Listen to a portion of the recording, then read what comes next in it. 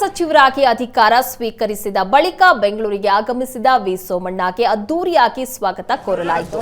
ದೆಹಲಿಯಿಂದ ಬೆಂಗಳೂರಿಗೆ ಆಗಮಿಸಿದ ಸೋಮಣ್ಣ ಮೊದಲಿಗೆ ಬಿಜೆಪಿ ಕಚೇರಿಗೆ ಭೇಟಿ ಕೊಟ್ಟರು. ಬಿಜೆಪಿ ಕಚೇರಿಗೆ ಆಗಮಿಸಿದ ಸೋಮಣ್ಣಗೆ ಹೂಗುಚ್ಛಗಳನ್ನ ಕೊಟ್ಟು ಬಿಜೆಪಿ ಮುಖಂಡರು ಭರ್ಜರಿ ಸ್ವಾಗತ ಕೋರಿದರು. ಬಳಿಕ ಮಾತನಾಡಿದ ಸೋಮಣ್ಣ, ಮೋದಿ ಅವರು 2 ಜವಾಬ್ದಾರಿಯನ್ನ ನೀಡಿದ್ದಾರೆ. ಸವಾಲಾಗಿ ಸ್ವೀಕರಿಸಿ 45 ವರ್ಷಗಳ ನನ್ನ ಅನುಭವದಿಂದ ಉಪಯೋಗಿಸಿ ಉತ್ತಮ ಕೆಲಸವನ್ನ ಮಾಡ್ತೀನಿ. ಈಗಾಗಲೇ ಸತತ 3 ದಿನಗಳಿಂದ ಅಧಿಕಾರಿಗಳ ಜೊತೆ ಸಭೆ ನಡೆಸಿದ್ದೀನಿ ಅಂತ ತಿಳಿಸಿದರು.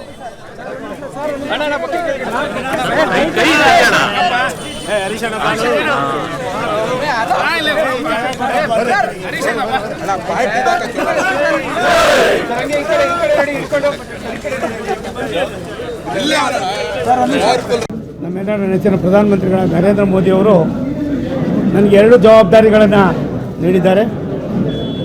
ನಾನು ಅದನ್ನು ಸವಾಲಾಗಿ ಸ್ವೀಕಾರ ಮಾಡಿ 45 ವರ್ಷದ ನನ್ನ ಅನುಭವವನ್ನು ಹಂಚಿ 3 ದಿನಗಳಿಂದ ಸತತವಾಗಿ 2 ಇಲಾಖೆಗಳ ಜವಾಬ್ದಾರಿಯಲ್ಲಿ ಕೆಲವಾರು ಸಭೆಗಳನ್ನು ಮಾಡ್ತಾಯಿದ್ದೀವಿ.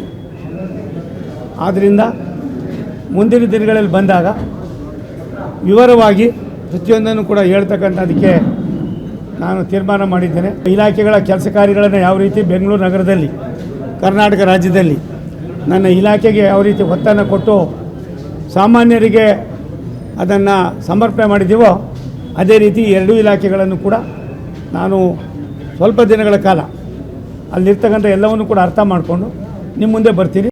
ನಮ್ಮೆಲ್ಲರ ನೆಚ್ಚಿನ ಪ್ರಧಾನ